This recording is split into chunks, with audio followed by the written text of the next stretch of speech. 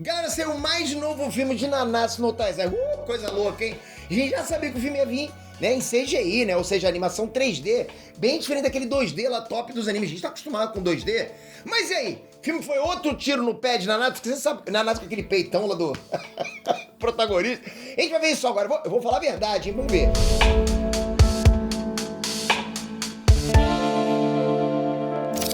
Ernesto, Peter aqui. Vocês lembram quando a gente falava de Nanatsu no Taizai no canal? Pô, foi uma boa época, né? Curti pra caramba. A última vez foi justamente um ano atrás. Olha isso, eu tava muito mais jovem, na verdade, e foi com a notícia do desenvolvimento do filme Fúria de Edimburgo. Eu tenho que dizer, Nanatsu pode ter acabado, mas a continuação não só tá em andamento, como também tá superando Nanatsu em diversos pontos. E pra falar a verdade, superar, assim, Nanatsu, aquilo que a gente viu, tô melhor com aquele peitou lá. Olha, aquilo tava engraçado, né, cara? Mas enfim, escreve o que eu tô falando, escreve o que eu tô falando pra você, escreva. Os 4 Cavaleiros do Apocalipse vai fazer a hype da obra voltar ao ponto quando chegar a versão do anime. Vai fazer, tenho certeza. Claro, né, só se trazerem aquele anime com aquela qualidade top de linha, igual as primeiras temporadas. Porque se trouxer aqueles animes lá com aquelas, né, com aqueles gráficos lá, que você tá sabendo o que eu tô falando, complicou. Mas a bola da vez não é falar de anime, mas sim do filme que eu falei lá em 2021. Pô, naquela época eu tinha 32 anos, é diferente, eu tava mais jovem, e eu tô falando do filme Fúria de Edimburgo. Chegou no catálogo da Netflix. Falei pra você que ia chegar, mas também já tinha sido anunciado. Quase que eu te peguei. Será que foi bom? Será que foi bom? Eu falei pra você que ia vir aqui falar pra você a verdade. Será que deu certo esse Nanatsu no Taizai Next Generation? Porque, né? É tipo um Boruto. Já deixa o like aí. Eu preciso, né? Eu preciso de like. E já comenta. Pode fazer algum comentário, né? Bota alguma coisa. O que você achou? Você assistiu? Tá hypado pra ver? O que você achou do Nanatsu que passou? Das primeiras temporadas, das últimas? Solta, vai. Despeja aquela sopa de letrinha aqui embaixo. Vamos falar a verdade, ok? Ok, a novidade que o filme trouxe é justamente o foco no filho do Meliodas e da Elizabeth, o Tristan. Teve um filme do Brad Pitt com esse nome. Enfim, e pra minha surpresa eu vou falar muito bem do Tristan pra vocês, né? É impossível fugir da comparação de Nanatsu com Naruto. E vai ser justamente por isso que eu vou comparar essa introdução do Tristan com o Boruto. E pra começar, lógico que o primeiro assunto tem que ser o pai dos novos protagonistas. A gente tá comparando. Você entende? É o protagonista que já acostumou com o novo filho, essa coisa, essa geração. Next Generation. O engraçado é que a posição do Naruto e do Meliodas é praticamente a mesma. Naruto é o Hokage e ocupa o maior posto de um ninja da Vila da Folha, enquanto o Meliodas assumiu o posto de rei de Liones, o maior reino de Britânia. Ok, como esses dois personagens mudaram durante o time skip? O Naruto, logicamente, teve uma mudança de design. Ele virou adulto, ele cortou o cabelo, aquela coisa que você já imaginava, né? Afinal, o Naruto tá atualmente na casa dos 30 anos, tipo eu, né? Diferente dos 17, 18 da Era Shippuden. Na Era Shippuden ele tava com aquela idade daqueles moleque mequetrefe, que acha que sabe tudo, que vai pro Twitter e xinga todo mundo, né? O Naruto tava assim. Você nunca viu, mas ele devia usar Twitter lá. Mas em questão de personalidade, o Naruto realmente mudou desde a adolescência. O Naruto era aquele personagem de cabeça dura, hiperativo, pavio curto, justamente pelo sonho dele ser respeitado, ser querido. E em Boruto, o Naruto alcançou o objetivo dele. Então o principal motivo dele ser um personagem tão interessante já virou realidade. Aquela coisa, tudo que movia ele já aconteceu. O Naruto alcançou o sonho dele. Lógico que faz todo sentido essas mudanças. Ele não precisa mais ser barulhento, brigão ou provando o valor dele. Ele já provou. Ele agora tem que ficar esse cara mais rivotril, né? Ele tá mais assim, né? Com aquele cabelinho cortadinho, mais tranquilo. E olha pro Meliodas do filme. Além dele tá em 3D, né? Não tem diferença visual nenhuma. Isso não é só nas roupas, mas a personalidade do Meliodas continua sendo a mesma. E faz absolutamente todo o sentido do mundo. O Meliodas já tem mais de 3.000 anos. Não, eu não, para com isso. Então os 10 anos de time skip não vai fazer diferença. Galera, o maluco tem 3.000 anos. Você acha que 10 anos vai fazer diferença pra ele, pra alguma coisa? Não dá. Não dá, pra mim faz diferença. Os 2 aninhos não faz diferença pra mim, não é verdade? Pra você faz muito, mas pra mim não faz. Agora você lembra como é que o Meliodas é, né? Ele é um baixinho enfesado, ele sempre fala o que ele pensa. Independente de quem seja, porque além do Meliodas gostar de se divertir e ser um taradão, ele se importa profundamente com Elizabeth e com os amigos dele. E dá pra imaginar que isso é uma barreira entre o Meliodas e o Tristan. O Meliodas é aquele pai que dá tanta liberdade que o moleque fica perdido. Não tem como o Tristan ir até o Meliodas pra falar o problema. E pra finalizar a introdução do Boruto e do Tristan, enquanto um queria a atenção do pai, o outro quer que o pai entenda como ele se sente. E o filme mostra um Tristan que tem medo de seguir o sonho dele de ser cavaleiro sagrado, por conta do sangue demoníaco que ele não sabe controlar. O que me faz gostar do Tristan é pensar que o idiota do Meliodas pode muito bem ter esquecido que o Tristan tem sangue de demônio, ou seja, né, que ele pode ter surtos por conta disso. E lembrando que o Tristan é literalmente a ponta de dois extremos, neto da Suprema Divindade e do Rei Demônio, duas divindades criadas pelo próprio super boss da obra, a entidade Caos. Resumindo pra vocês, pode ser que essa mistura de sangue resulte no Tristan tendo problemas que nem mesmo o Meliodas consegue imaginar, ou que ele nem consegue pensar que existe. Enfim, fiquei nessa introdução pra vocês perceberem que eu curti muito o Tristan. O Tristan tem uma profundidade. O design dele traz toda essa parada de filho do Meliodas e da Elizabeth, né? E o próprio Tristan já sabe lutar bem pelo motivo óbvio. Não é nenhum encosto, né? Mas a gente vê que ele tá longe do nível dos pecados. O Tristan usa bem mais os poderes do clã das deusas e ainda não tem noção da força do clã dos demônios que tá dormindo dentro dele. Dá pra ver o Tristan evoluindo devagarzinho, gradativamente, até chegar lá no mangá dos Cavaleiros do Apocalipse, que se passa alguns anos no futuro. E é bem tranquilo ver isso, né? Porque em Nanatsu o nível de poder sempre foi absurdo. Personagem, assim, que é considerado fraco dentro da obra de Nanatsu, pô, consegue cortar uma centena de árvores só com um balançar da arma. E balançar a arma corta a cacetada de árvores, né? Então eu curti como é que o personagem chegou nesse filme. A animação do filme é aquele que a gente já viu no trailer.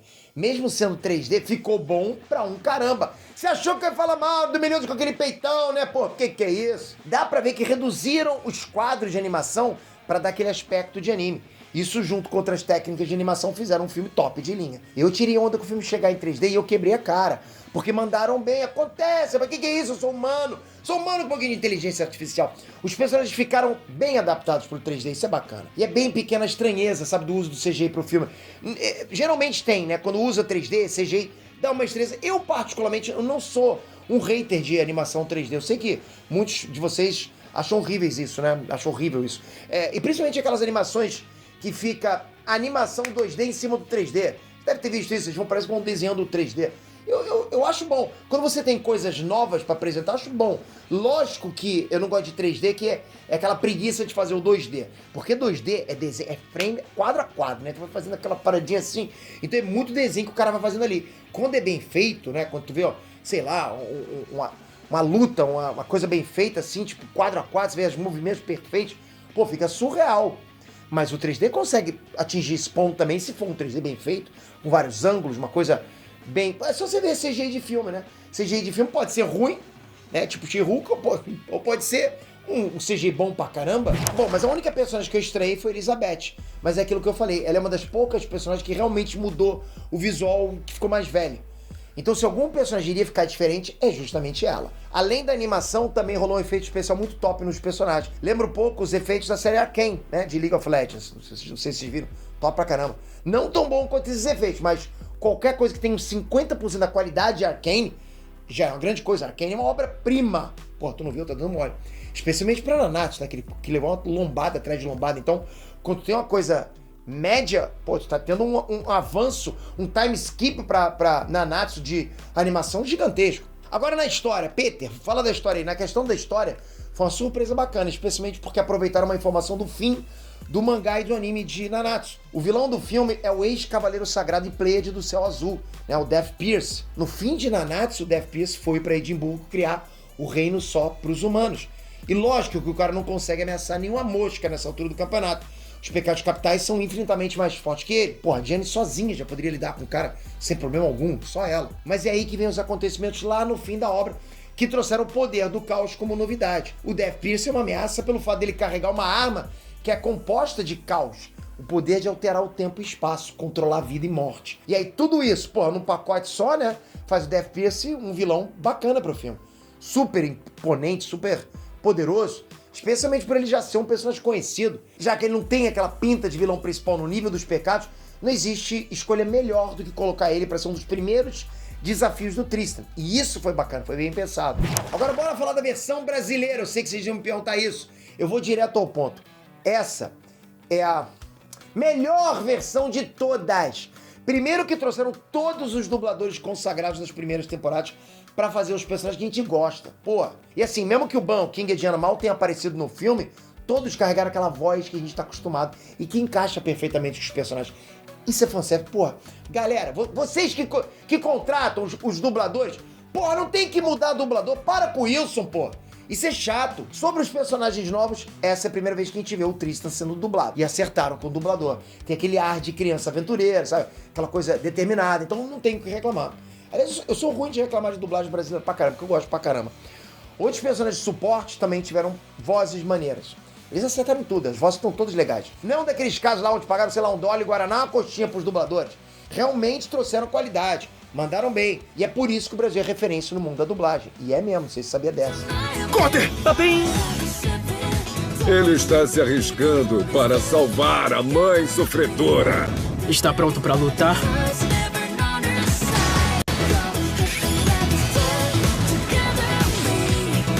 O que está fazendo? O que eu tô fazendo? Tô salvando todo mundo aqui.